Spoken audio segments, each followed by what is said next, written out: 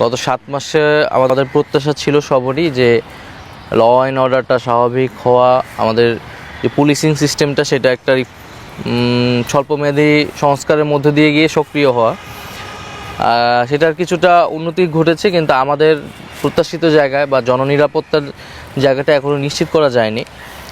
এই এখন যেই ল অ্যান্ড অর্ডার সিস্টেম বা পুলিশিং ব্যবস্থা, ঠিক এই অবস্থায় কিন্তু আসলে একটা জাতীয় নির্বাচন সম্ভব নয় বাংলাদেশে, আমি মনে করি।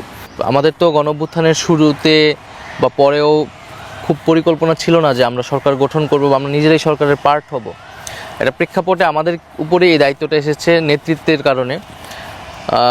কিন্তু আমার কাছে মনে হয়েছে যে রাজনৈতিক শক্তিটা বাইরে তৈরি হয়েছে, সেই শক্তিটাকে আসলে সংহত করা প্রয়োজন, সেটাকে নেতৃত্ব দেওয়া, গাইড করাটা প্রয়োজন, এবং সেই জায়গায় আমার কন্ট্রিবিউশনটা বেশি দরকার।